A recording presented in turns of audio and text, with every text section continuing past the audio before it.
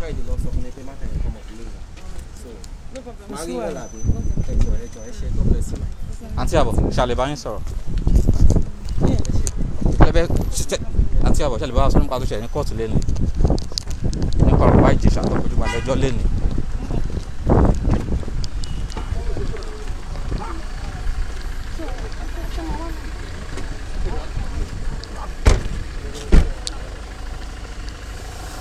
Tàbátì ń darapọ̀ mọ́ BBC News Yorùbá Ìyábọ̀ Òjó àwọn ló ṣẹ̀ lọ yẹn láti ilé ẹjọ́ magistrate ilé ẹjọ́ gíga tó wà ní Ìkẹjà ìyẹn ní ìlú Èkó níbi tí ìgbẹ́jọ́ Baba Ijesha tó ti wáyé lẹ́ni tí ò bá gbàgbé oṣù tó kọjá ni wọ́n sún ẹjọ́ náà tí wọ́n sún sí òní ọjọ́ 26 ọjọ́ 17 àti ọjọ́ 18 ìyẹn 26 27 28 oṣù yìí lórí ẹ̀sùn tí wọ́n fi kọ́ Baba Ijesha ìyẹn lórí ẹ̀sùn ìfipábánilòpọ̀ tí wọ́n fi kàn án gẹ́gẹ́ bí a ṣe sọ fún yín ṣáájú adájọ́ Justice Taiwo Tóyìn òun náà ló ń gbọ́ ẹjọ́ náà nílé ẹjọ́ tí a wà yìí wọ́n sì ti pè ẹlẹ́rìí àkọ́kọ́ ìyẹn first witness láti sọ̀rọ̀ lórí ohun tí ojú rẹ̀ tó lórí ẹjọ́ yìí ìyẹn Princess Damilola ó sì ti sọ̀rọ̀ pé ó ti ṣàlàyé bó ṣe pàdé Baba Ijesha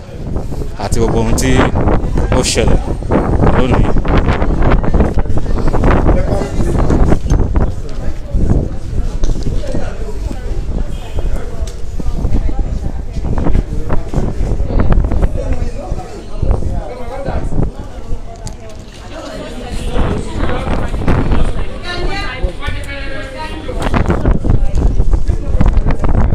Lára àwọn tó wá sílé ẹjọ́ náà ni ọ̀gbẹ́ni Gbénga Adéyínká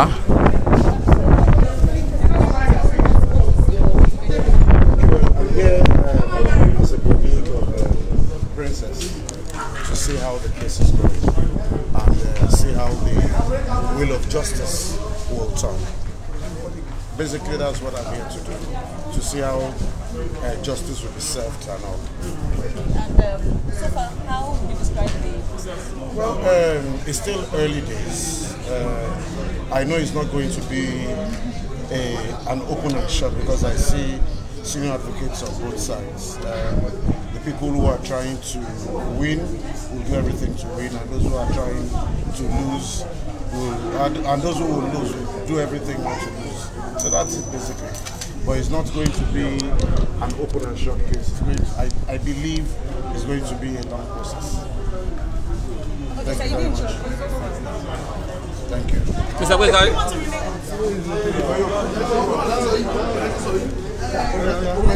Ní Yorùbá orúkọ yín lákọ̀ọ́kọ́. Orúkọ tèmi ni Gbénga Adéyínká.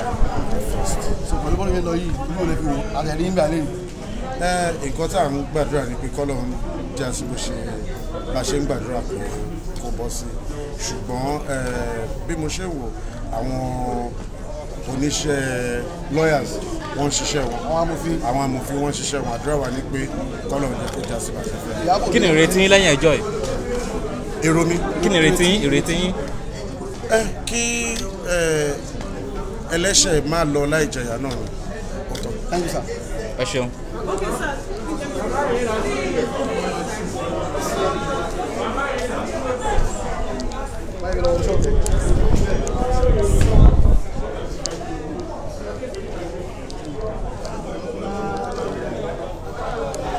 Fún ẹ̀yin tó bá ṣẹ̀dẹ̀ ń darapọ̀ mọ́ BBC News Yorùbá a ṣì wà ní ilé ẹjọ́ gíga Princess Damilola náà ni ẹ̀ ń wò yẹn ṣùgbọ́n ó ní ò ṣetán láti bá akọ̀ròyìn kankan sọ̀rọ̀. Okay, please, can you just please go back? It's okay. The case is not you will hear every information from the court. Thank you. As Child Protection Network, we are here also to show our solidarity that we are saying no to any form of abuse against children in Lagos State. It is not about your status, your social status, or whether who you are in the society. Anybody that is being caught, we will go down with the person because we do not want any case of abuse for children in the state. No more violence against children, no more rape, no more defilement of children. We do not want that anymore. And that's why we are here as Child Protection Network to stand for children in the state. And we are saying no to any form of violence. Sorry, are you Yoruba, please? Yes, I'm Yoruba. Ẹ sọ Yorùbá. Please come. My name is Ronke. Yorùbá. Kí ni erésì gbogbo tó ṣe lọ yìí? Kí ọmọ fipá bá ọmọ lò pọ̀, àwa sọ pé àwọn ò fẹ́ mọ́ láwùjọ wa. Nǹkan táwa ṣe ní Child Protection Network, àwọn tó bá ọmọ ṣiṣẹ́, nǹkan táwa ṣe nìyẹn. And we are saying no to it. Wait. Thank you. How she go see say justice happen for this matter? No, I didn't talk about Baba Ijesha. I just mentioned my own about children in the States. Please, you cannot video her. Please, can you stop this? Now. That was why I stopped it. It's okay. No.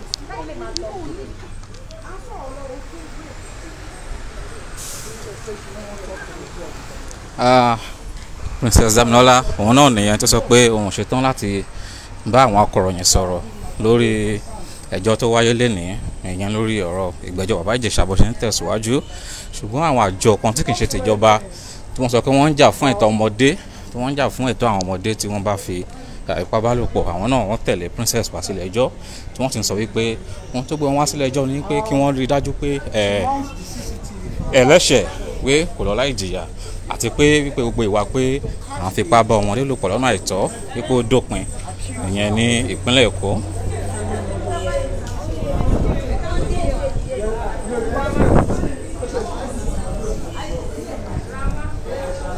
tẹ́bá ṣe ń darapọ̀ mọ́ BBC News Yorùbá a wà nílé ẹjọ́ gíga High Court tó wà ní Ìkẹjà nílùú Èkó ilé ẹjọ́ tó ń pè ní Special Offences Court Sexual Offences and Domestic Violence Court níbi tí wọ́n ti ń gbọ́ ẹ̀sùn lórí ẹjọ́ tó jọ mọ́ ìfipábánilòpọ̀ àti ìwà ipá nínú ilé ibẹ̀ náà ni a wà yìí níbi tí ìgbẹ́jọ́ Baba Ijesha tó ti ń tẹ̀síwájú lórí ẹ̀sùn tí wọ́n fi kàn án pé ó bá ọmọ tí ọjọ́ rẹ̀ ò jọ ọdún 14 pé kó bá jọ ní àjọṣepọ̀ báyìí sọ ṣáájú gbogbo àwọn tí ọ̀rọ̀ kàn àwọn náà wọ́n ti gbogbo wọn wá sílé ẹjọ́ lénìí Princess ó yọjú sílé ẹjọ́ òṣèré tíátà Yorùbá Ìyábọ̀ Òjó òun náà ó wá sílé ẹjọ́ bákan náà ni Baba Ijesha fún rẹ̀ tí wọ́n fẹ̀sùn kàn náà ti wá sílé ẹjọ́ adájọ́ dẹ̀ pé Princess ìyẹn tó jẹ́ ẹlẹ́rìí àkọ́kọ́ first witness ó pè síwájú mi tó ti ṣàlàyé bí òun àti Baba Ijesha bí wọ́n ṣe jọ pàdé fún ìgbà àkọ́kọ́ bákan náà ló sọ nípa bí ọ̀rọ̀ náà ṣe jẹ́ àti bí òun gẹ́gẹ́ bí ohun tó sọ gẹ́gẹ́ bí ohun tó sọ àti bó ṣe ká Baba Ijesha mọ ibi tó ti ń gbìyànjú láti bá ọmọ òun ní àjọṣepọ̀ ó sọ fún ilé ẹjọ́ náà pé gbogbo nǹkan ẹ̀sùn tó ń fi kan Baba Ijesha pé gbogbo ẹ̀ pé òun ní ẹ̀rí rẹ̀ nínú fídíò fọ́nrán tí òun ti ká sórí ẹ̀rọ CD ó sì fún ilé ẹjọ́ ìyẹn adájọ́ Justice Taiwo Olúwatóyìn ó sì fún wọn ní CD ọ̀hún tó sọ pé gbogbo fún náà tó sọ pé ó wà ó fún wọn adájọ́ sì gba CD náà wọlé gẹ́gẹ́ bí ẹ̀rí àkọ́kọ́ ìyẹn exhibit 1 exhibit A ó gbà wọlé adájọ́ àti àwọn agbẹjọ́rò wọ́n sì ti wo CD ọ̀hún ṣùgbọ́n ní àsìkò tí wọ́n wo CD náà wọn kò gba ẹnikẹ́ni láàyè láti wà nílé ẹjọ́ náà tó fi mọ́ àwọn akọ̀ròyìn àwọn ọ̀rẹ́ dàbí ará àti gbogbo àwọn tó bá Baba Ijesha o Ìyábọ̀ Òjó Princess àti gbogbo àwọn tó bá wọn wá wọn kò gbà wọn láàyè láti wà nílé ẹjọ́ náà láti wo fọ́nrán náà nítorí pé wọ́n ní pé gẹ́gẹ́ bí òfin ṣe là kalẹ̀ wípé kò tọ́nà kí wọ́n máa fi fọ́nrán tó rọ̀ mọ́ bíbá ọmọdé lò pọ̀ kán máa fi hàn lójú káyé ìyẹn níbi tí ọ̀pọ̀ ojú yóò ti rí ìdí rèé tí wọ́n ṣe ní kí gbogbo àwọn agbẹjọ́ kí gbogbo àwọn akọ̀ròyìn àti àwọn míì tó wà nílé ẹjọ́ wípé kí wọ́n jáde síta ṣùgbọ́n lẹ́yìn tí wọ́n máa wo fọ́nrán náà tán ni wọ́n sún ẹjọ́ náà sún síwájú tí ò bá gbàgbé ìbẹ̀rẹ̀ ọdún yìí náà ni ọ̀rọ̀ yìí ni ó ti ń wáyé lẹ́yìn tí wọ́n mú Baba Ijesha pé wọ́n fẹ̀sùn kàn pé ó bá ọmọ Princess Daminola ikú bá ní àjọṣepọ̀ èyí tó mú kí wọ́n tì í mọ́lé fún ọ̀pọ̀lọpọ̀ ọjọ́ kó tó di pé ilé ẹjọ́ magistrate tó wà ní Yaba taari ẹjọ́ náà wá sí ilé ẹjọ́ níbi tí a wà yìí lẹ́yìn tó ní pé òfin ò gbà wọ́n láyè láti tẹ̀síwájú lórí ẹjọ́ náà torí pé wọ́n ti sún ẹjọ́ ọ̀hún wá sí ilé ẹjọ́ yìí èyí tó mú kí ní oṣù tó kọjá ìyẹn ní ọjọ́ 14 èyí tó mú kí adájọ́ yìí Justice Taiwo kó gba bẹ́ẹ̀lì Baba Ijesha pẹ̀lú owó tó tó mílíọ̀nù 2 náírà àti onídùúró bíi 2 tí wọ́n gbọ́dọ̀ jẹ́ olùgbé ìlú Èkó àti ẹbí Baba Ijesha tó fi ní pé ó lè máa lọ lé pé láti ilé ó lè máa wá yọjú sí ilé ẹjọ́ èyí ló gbé BBC Yorùbá wá sí ilé ẹjọ́ lónìí tó sì tún gbé Baba Ijesha àti àwọn míì tọ́rọ̀ kàn tó fi gbé wọn wá sí ilé ẹjọ́ yìí àti lọ àti dé àti wọlé ẹjọ́ Daminola ti sọ̀rọ̀ ó ti ṣàlàyé ìyẹn Princess ó ti sọ̀rọ̀ ó ti ṣàlàyé bó ṣe pàdé Baba Ijesha bí wọ́n ṣe bẹ̀rẹ̀ ọ̀rẹ́ wọn bó ṣe ń wá sí ilé òun àti gbogbo nǹkan tó rọ̀ mọ́ bí ọ̀rọ̀ náà ṣe bó ṣe so mọ́ra títí tó fi di ìgbà tí ó fi sọ pé Baba Ijesha pé ó bá ọmọ òun ní àjọṣepọ̀ lọ́nà tí ò tọ́ yìí, èyí tó fà á tí gbogbo wa ta ṣe pé sí ilé ẹjọ́ náà lónìí.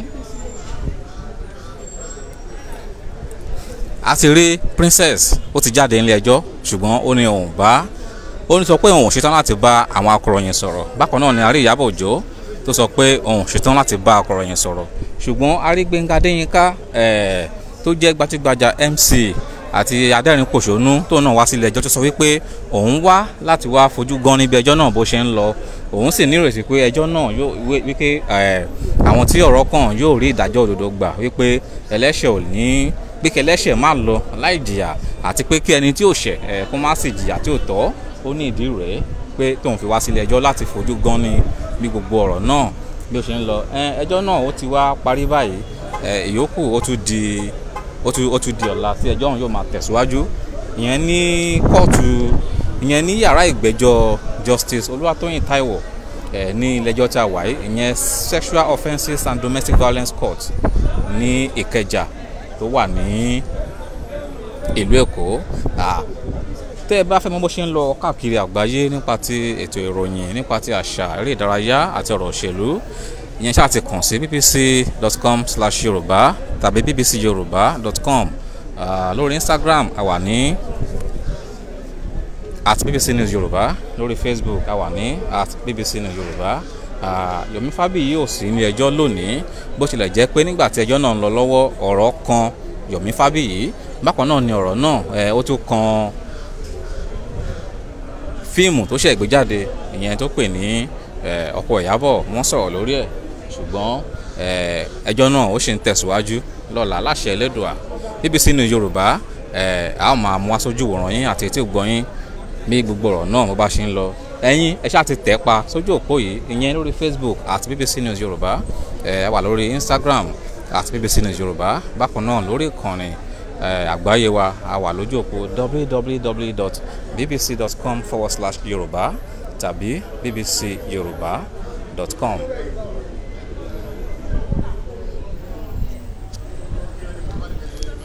Bí a ṣe wà ní bákan náà ni a wà ní ìlú Kútọ́nù, níbi tí a ti mú wá sójú ìwòran yín bó ṣe ń lọ pẹ̀lú àjìjàgbara tó ń jà fún òmìnira ilẹ̀ Yorùbá, ìyẹn olóyè Sunday Igboho. BBC Yorùbá a wà ní Kútọ́nù, èyàn ṣáà ti tẹ̀ pa sójú òpó yìí fún gbogbo bó ṣe ń lọ láti Èkó àti ní orílẹ̀-èdè Republic of Benin. Ẹ ṣé púpọ̀.